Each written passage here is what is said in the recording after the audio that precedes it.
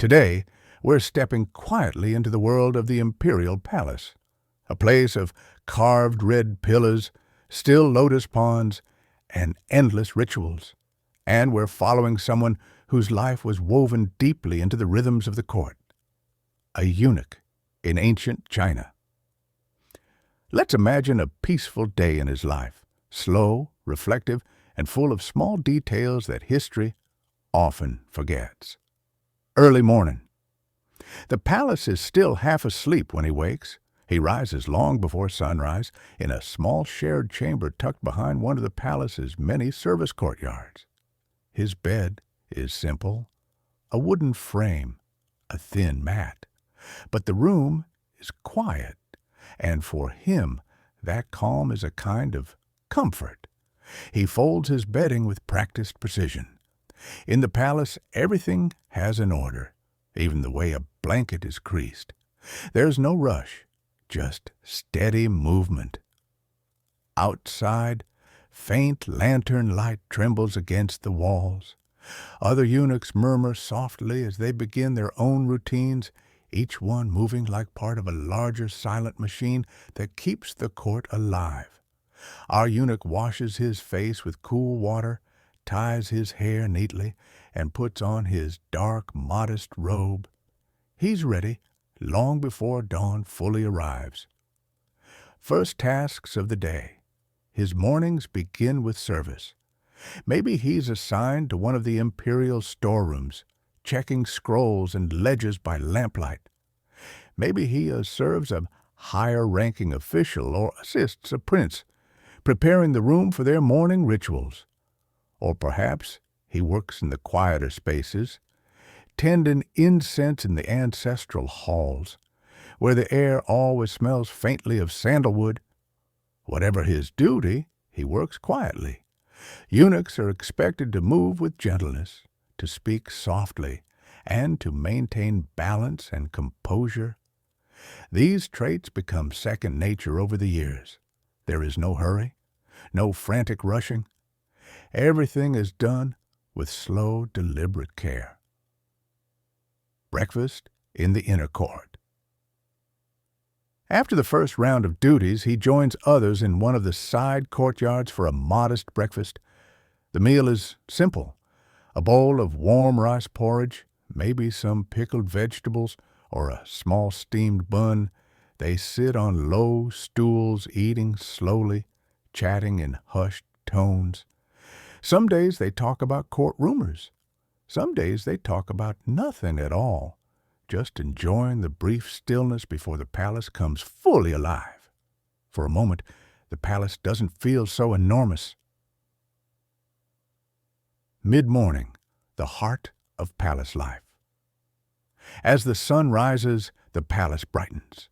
Officials hurry across stone walkways, the empress's attendants move like flowing silk, and ceremonial guards take their positions. Our eunuch returns to his duties. He might carry sealed documents between administrative offices, assist in preparing the emperor's study, help maintain ritual objects used in ceremonies, serve tea to ranking nobles, or simply stand by, ready for whatever is needed. Eunuchs were trusted because they lived entirely within the palace world. They knew its rhythms better than almost anyone else. Our eunuch keeps his eyes lowered, his steps soft, and his mind focused. There is a gentle discipline to the work. Everything predictable, everything orderly. Moments of quiet. In the late morning, he might finally have a sliver of free time. Some eunuchs use these moments to read. Literacy is common among palace eunuchs, especially those hoping to advance in rank. Others practice calligraphy, tracing smooth, calming strokes on rice paper. Some tend small gardens in hidden corners of the palace, tiny beds of herbs, or a single potted chrysanthemum, cared for lovingly. For our eunuch, this quiet moment is precious. A chance to breathe, to reflect, to simply exist, without duty pulling at him. Midday. Tasks. As the sun reaches its height, the palace settles into its structured routine. He helps prepare the midday meal for the officials or nobility he serves, arranging dishes in precise order, ensuring warm tea is always ready, moving silently in and out of rooms where important conversations take place. He doesn't speak unless spoken to, but he listens. Eunuchs often understood the currents of court life better than anyone, not because they interfered, but because they witnessed everything from the edges. Afternoon. Record-keeping, training, or escorting. After lunch, duties often shift. He might organize court records, clean ceremonial spaces, escort royal children to their tutors, prepare materials for upcoming rituals, train younger eunuchs in proper behavior and etiquette. Training was a key duty for senior eunuchs. They taught patience, humility, and the calm, steady manner expected in every corner of the palace. Life inside these walls moved differently, slower, more controlled, more ceremonial than life outside, and he is part of that rhythm. Evening. The palace calms again. As the sun lowers, the palace grows quiet. He finishes his evening duties, refilling oil lamps, checking locks, storing supplies for the next day. There's a sense of completion, even if the tasks seem simple. Routine becomes comfort, and predictability becomes peace. He joins the others for dinner, another simple meal. They talk softly about the day. Some laugh quietly about harmless palace gossip. Others simply enjoy the warmth of food after long hours.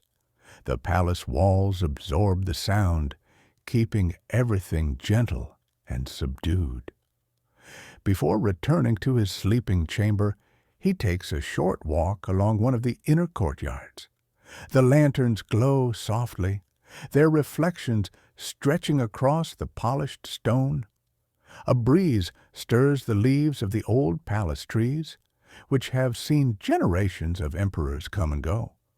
Here, in this moment, life feels peaceful. Some eunuchs wrote poetry in their spare time. Some prayed. Some simply appreciated the chance to rest quietly after a day of endless service. Our eunuch returns to his room, folds his robe, and settles into bed.